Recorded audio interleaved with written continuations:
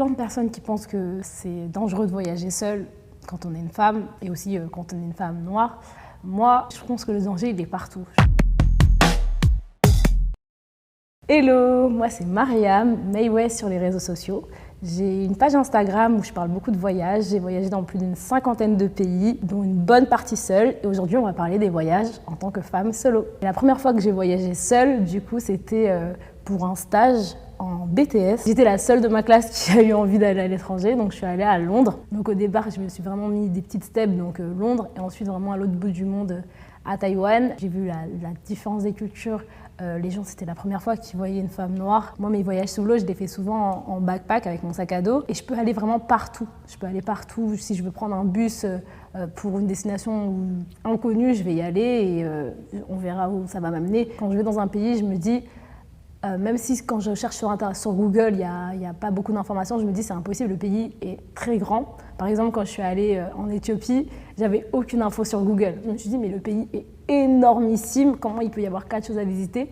Et à partir de là, je me suis dit, bon, bah go. Et une fois sur place, c'est là que j'ai découvert toutes les merveilles du pays, toute la culture du pays, où j'ai découvert qu'il y avait énormément de choses à faire. Dès que je demandais à un local, quand j'arrivais dans un restaurant, je disais, ouais, vous pensez, j'avais prévu de faire ça, vous pensez qu'il y a quoi à côté, qu'est-ce que je peux voir, etc. Parce qu'en fait, le pays, c'est les locaux qui le connaissent. Le fait, en fait, de voyager seule, ça m'a montré qu'en fait, j'hésitais pas en fait, j'hésitais pas à prendre des risques, j'hésitais pas à aller voir les autres, mais surtout à prendre des risques. Je pense que c'est la chose que j'ai découvert chez moi en voyageant. Quand tu es avec plusieurs personnes, il y a souvent plusieurs états d'esprit, il y a souvent plusieurs personnalités et c'est dur à gérer. Quand vous êtes même 2, 3, vous allez rester ensemble. Vous n'allez pas avoir envie forcément ou le besoin même d'aller voir d'autres personnes parce que vous suffisez un peu à vous-même. Alors que quand vous êtes seul, vous êtes presque parfois obligé d'aller vers les autres quand les gens voient que vous êtes tout seul dans un restaurant, que ce soit les locaux, que ce soit les restaurateurs, ils viennent vous voir, ils parlent avec vous, même si vous n'allez pas les voir, eux vont venir vous voir, ils vont venir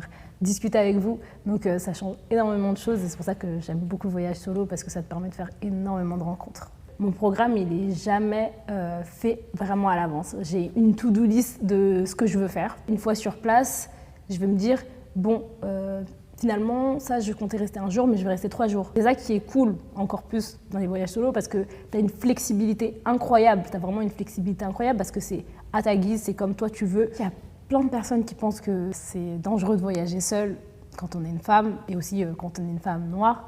Moi, je pense que le danger, il est partout. À Paris, il y a beaucoup de femmes qui se font agresser. Il y a beaucoup d'actes de racisme, en France aussi. Donc en fait, moi, je vois le danger, en fait, il est partout. Autant être en danger sur une plage à Cancun qu'être en danger en bas de chez moi. Ce que je fais, moi, au niveau de la sécurité, c'est que j'ai toujours de la 4G. J'ai toujours de la 4G, j'ai toujours de la batterie sur mon téléphone.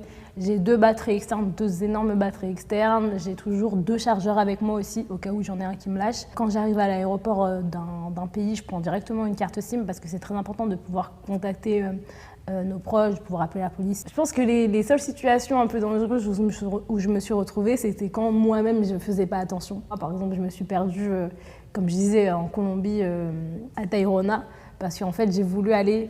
c'est une grande jungle tropicale avec plusieurs plages, donc des plages vraiment magnifiques, l'une comme l'autre. Et moi, je voulais faire toutes les plages en une après-midi, alors que c'était 2 à 3 heures de marche entre chaque plage. J'ai pris du coup mes affaires, j'étais encore pieds nus. Je me suis dit non, je marche pieds nus, tout va bien se passer. Et d'un coup, bam, nuit noire. Vraiment nuit noire. Et j'étais vraiment dans la jungle, nuit noire. J'avais juste mon téléphone, mais un petit flash. Alors que d'habitude, j'ai toujours ma lampe torche, mais je l'avais laissée à mon camp. La seule chose qui m'a sauvée ce jour-là, c'est les traces des sabots des chevaux. Parce que je me rappelle en fait que quand je suis arrivée du coup dans la jungle, je voyais des chevaux et j'avais demandé en fait, parce que je parle beaucoup du coup aux gens quand je les croise, j'avais demandé du coup les chevaux ils vont où? Ils m'ont dit les chevaux ils font juste l'aller-retour avec les sacs des gens entre chaque campement. Donc je me suis dit en fait si je suis les sabots des chevaux, je vais arriver à un campement. Et là je suis arrivée du coup à un endroit et c'était un peu illuminé. Quand je suis arrivée, j'ai vu que en fait c'était un campement, j'ai demandé, j'ai dit au monsieur que j'étais perdue, il était éberlué parce qu'il a vu que j'étais donc pieds nus avec ma serviette à la main, un petit flash sur mon téléphone, il s'est dit mais elle est complètement folle celle-là. Il m'a dit tu sais quoi, tu restes ici.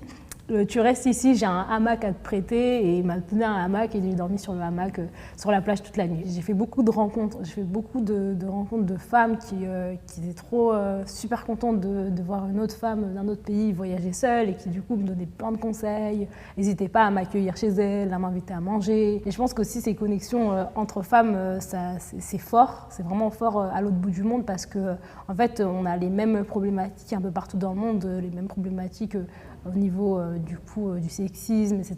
Je pense que les 3 pays les plus safe que j'ai fait pour une femme, c'est le Rwanda. Zanzibar aussi, c'était pas mal safe. J'ai pas beaucoup fait la Tanzanie, mais Zanzibar, vraiment safe. Et aussi Taïwan. Les femmes qui hésitent à voyager seules, ce que j'ai à vous dire, c'est que la peur, c'est humain, la peur, c'est normal, mais qu'il ne faut pas que ça vous bloque, que ça vous empêche de vivre des expériences incroyables, de visiter des pays tout aussi beaux les uns que les autres. Tu vas arriver dans le pays et c'est là que tu vas te dire, mais en fait, pendant tout ce temps, j'ai raté, j'aurais dû y aller depuis des années. À chaque fois que j'y pensais, j'aurais dû ne même pas hésiter. Le plus important, c'est vraiment de foncer, d'aller au bout de ses rêves, de ses envies. Et la vie, elle est trop courte pour trop hésiter.